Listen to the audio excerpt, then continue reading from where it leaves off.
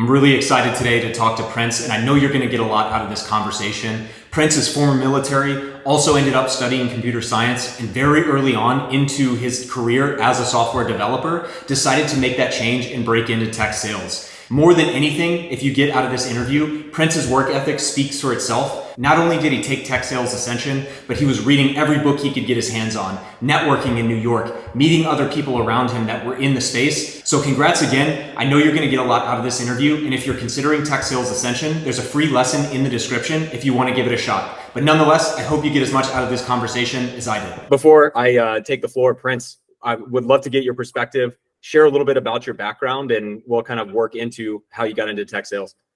Yeah. Oh, Eric. Yeah. Eric and Chris. Yeah. Both you guys. Thanks for having me. So I guess my background is, I would say is a bit unique.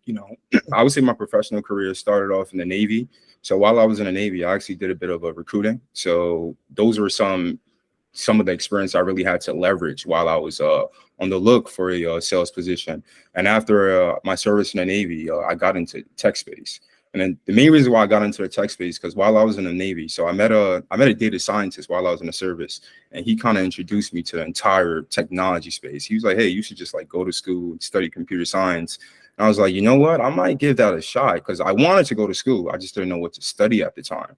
So I enrolled in school, moved back to New York City, enrolled in school, and I said, you know what, let me study computer science. And it was just that drive in me, and just kind of my parents' experience. My parents are my parents are immigrants. I'm really the first one to attend a 4-year university. So it was me using that as fuel to say, you know what, I'm going to finish this through. And while I was at uni, my junior year, I landed a software engineering internship with a medical device company.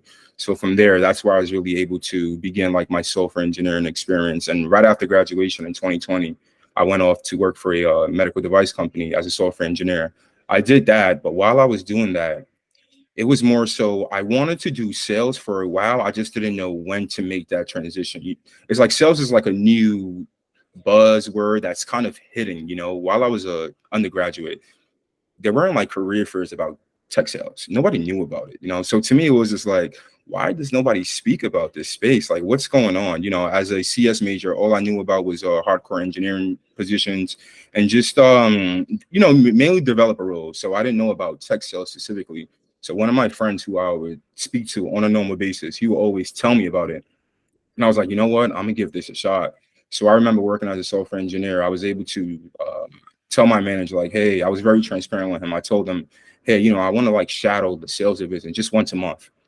And he literally let me, he would let me go out to the field with the sales division just once a month, visit different hospitals. And I did that for like almost 6 months. And while I was doing that, it was almost like a light switch in my head saying, hey, Prince, like, this is really where you need to be in this space. You're really able to have full control over your financial outcome, because yes, I was getting a good salary, but I was living in a state of California where it was extremely expensive. So a lot of my money was getting eaten up by taxes, and just me, fresh graduate out of university. It's, just managing everything, being across the country by myself. It was really hard to save the way I wanted to. So I said, why not be in a space where I can generate as much money as I can based on my performance, and it can just go above and beyond, So me being a people person, I realized that I can probably leverage the skills that I acquired as a whole and just do tech sales, And so I started like literally interviewing for tons of companies. Like, I think I was doing about 2 to 3 interviews a day. I started interviewing on March 20th, and I landed a sales role on May 4th, which is literally my birthday. It's weird. They sent me my offer letter on May 4th on my birthday. Yeah. I don't know if they planned it or what, but it's weird. But yeah, so I was interviewing for about a month and a half. I literally interviewed with maybe I would say a total of 15 companies, but I interviewed maybe about 30 times because I was getting to like a third round, second round, even final round in some interviews, and they would pass on me. So it was a lot of back to back. But I just stayed in the game, and I just like kept going, So it was more so about just having that drive, having that persistency to just keep going, not giving up, and just getting your foot in the door. At the end of the day, all you need is one. You don't need 5 roles. You need one. So if you could just land one, stick with it, learn it, I think you'll be fine. And that was like my mindset as a whole. So along my way, I was able to join your boot camp. And I stumbled on your boot camp because I'm big on YouTube. So I came across your YouTube, Eric, and you also have an engineering background. So I said, like this guy right here, he has an engineering background. He's in tech sales. Maybe I can learn something from him. That was literally my mindset. Maybe I could just learn something because I didn't know much people in sales, you know? So it was just trying to surround myself around that environment. So it would say, hey, let me just see what Eric is talking about. Let me watch his videos. Let me see how he answered certain questions within sales. Because I've seen that you did tons of videos about cold calling, email scripting, negotiation, rejection. So I watched all those videos. So from watching your videos and saying, you know what, I think he's a trustworthy person. I love what him and Chris is doing. They started this organization to just help people, you know, and I had the cash to do it, the means to do it. So I said, it's an investment in myself. Why not? It was literally just, why not? I'm doing it. And from there, I did that. I purchased books, this book right here, Mastering Technical Sales. I bought this book on Amazon just to surround myself in that world, you know, and I also joined a sales organization called NSN, National Sales Network, out here based in New York. So, and what they do is like they have sales workshops in different headquarters throughout New York City where you can meet with sales leaders and, you know, they will tell you about their experience. So I was really just growing my network and trying to surround myself in that sales space as much as possible because I didn't come from that background. I came from a software engineering background. So it was a combination of that, a combination of making sure I was tailoring my resume properly to fit these roles. You know, that was extremely important because I remember early on, right, I would get interviews, but I wouldn't pass the first round. And I'm like, what's going on? Like, you know, I had to take a step back to figure out why am I not getting past the first and second round? But I realized that I was applying for so many positions and interviewing for so many positions. A lot of the times I would show up to interview and I would not even remember what type of sales role I was interviewing for. So I was kind of telling my story. I was basically telling my story to multiple positions, but I was using one story for multiple positions. So for an example, like I remember interviewing for an inside sales role. And then 2 hours later, I interviewed for outside sales role. And I remember telling the same exact story for both roles. Didn't get neither position. And I sat back and I said, why? And I said, Prince, you're telling the same story for two different roles. No, you need to develop a unique story for this particular position, for this particular company, and another story for the same, you know, the same idea. So those are some of the adjustments I had to make to really get myself to the third round, to the fourth round. And the more I interviewed, the more I was able to like figure it out. So it was really just practicing, failing, and that's really what it was for me, and just doing it over and over and over and over. So that's really how I was able to break into the space, I would say. And also I even had to do a bunch of mock pitches, cold calling during these case studies. I had to do that.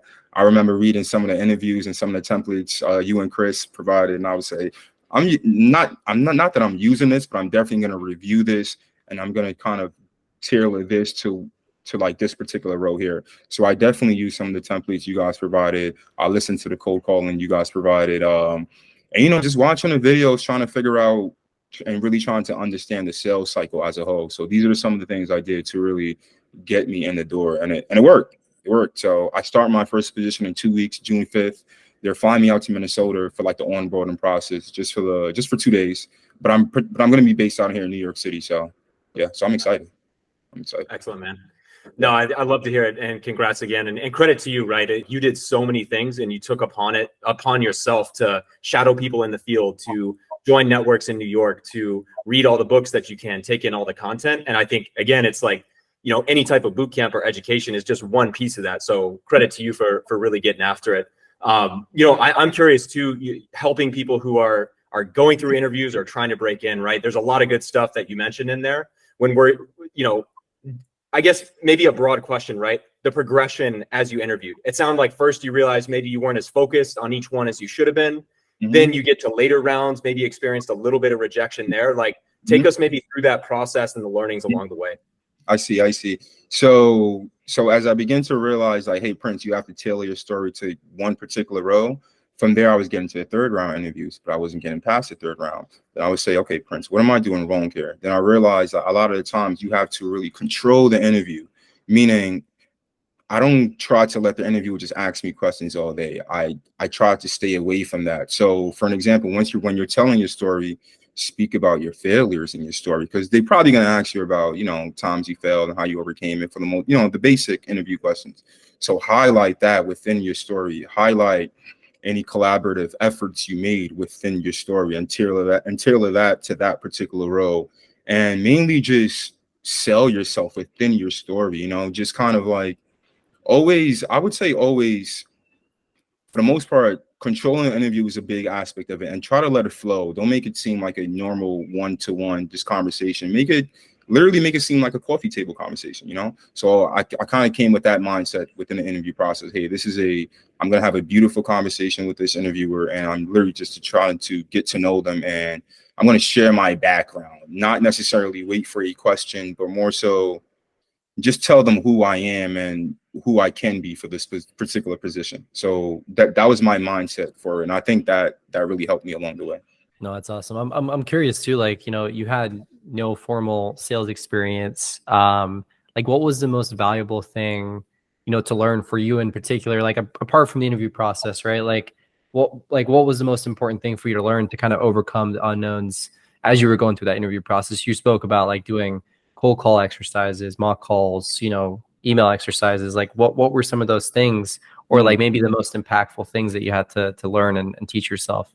Yeah, I would say number one is don't take anything personal, because even while I was doing case studies or mock cold calling, their managers giving me rejections all day, and some of them even got kind of nasty at times. But it's just, this is not personal. It is what it is, Prince. Like, so just me realizing that, hey, they're not angry at me. Nobody hates me here. This is a part of the process. Not taking it personal, and just realizing that failure is literally okay. You're supposed to fail. Like, I got really, really comfortable with just failing. Like, my mindset was, hey, Prince, just fail as fast as you can. Just try to fail right now, like today, right now. So I would say having that mindset and being able to accept a no, and realizing that, hey, that no is just probably a no for right now.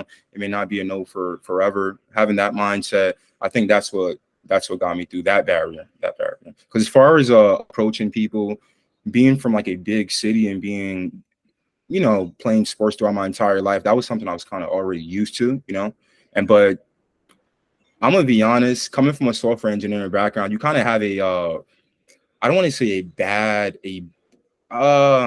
what's the right word for it? I don't want to say a bad look over your head when you're coming into sales, because they expect a lot of software engineers to be really introverted, not being able to communicate very well. So even during the interviews, they brought that up. They're like, hey, you don't seem like the most typical software engineer. And I had to tell them, I would say, oh, because I did this in my background. I came here, I went here. So I would say a collaboration of like all the things. That's what really like led me, in the door. Yeah. So I would say that. Yeah. Yeah. No, that's awesome. I think, I mean, honestly, I've always personally been under the belief that like the best salespeople are not always, but like often actually introverts. So like they're able to like take a step back and like listen to things, especially the environment that you came from. It's super cool.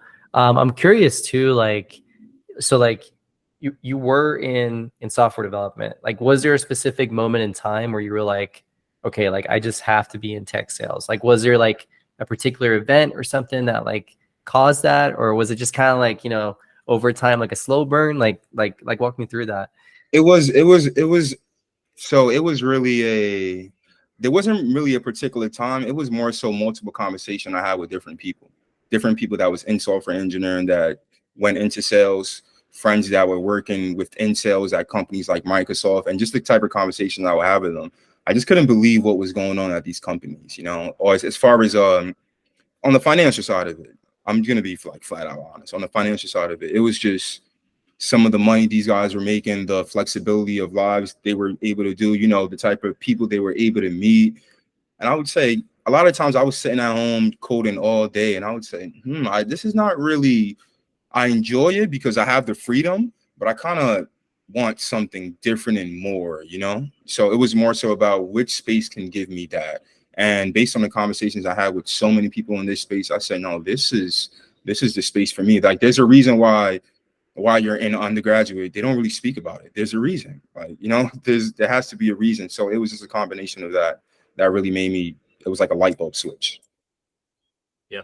That's awesome. And I just want to restate too, it's not like the medical company that you're at, like, is a company that I've actually sold to. It's like a very prominent company in the space. Yeah. So like, again, it's not like, you know, I think like if anything, you're injecting more risk than, like, you had a very stable, solid job, great job on the resume. Did that come into play at all? How are you assessing that risk of leaving that behind?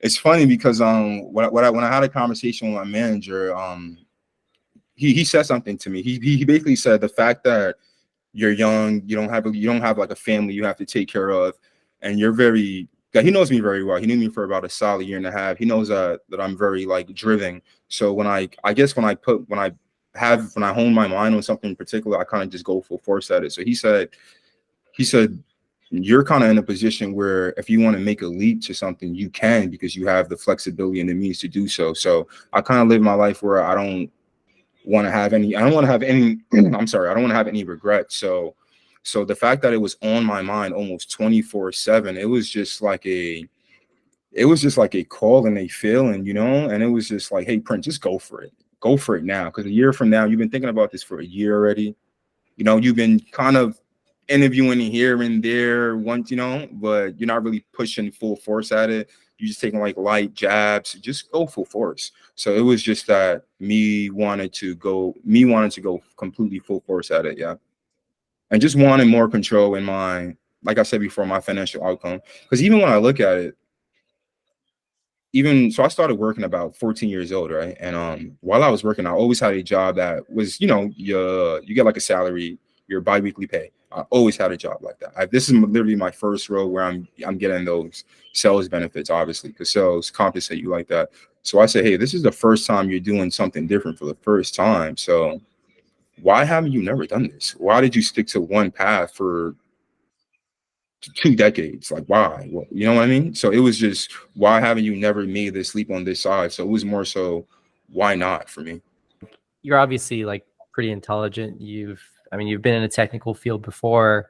Like, what made you decide to like pay for training versus like go at it by yourself, right? Like, there's a lot of information out there on YouTube and other different platforms, and obviously you're intelligent, you're smart, like you're well versed in tech. Like, was there a particular reason that you decided to do that, or?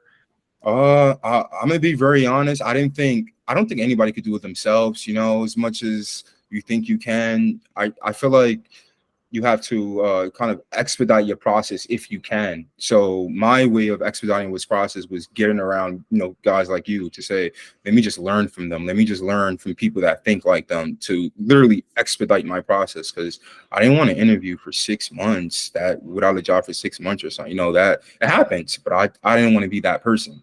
So it was just, hey, how can I expedite my process, learn as much as I can to break in the door? Because it's not impossible. It's just it's just a matter of like, are you willing to do that? So I would say that, and a combination of just realizing like you got to invest in yourself, you know. Like, I realized that investing in yourself is very important. Me enrolling back in school, that was a form of investing in myself. So I look at that as like, hey, this is the same thing as this.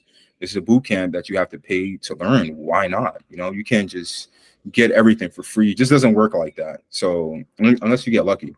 So it was just, hey, if you have the means to do something, just do it. Literally just do it, like, period.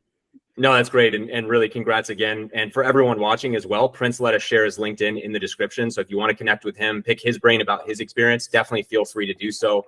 And Prince, like I said, congrats, man. And again, the work that you put in speaks for itself. Any other thoughts or things to share with anyone watching from your own experience?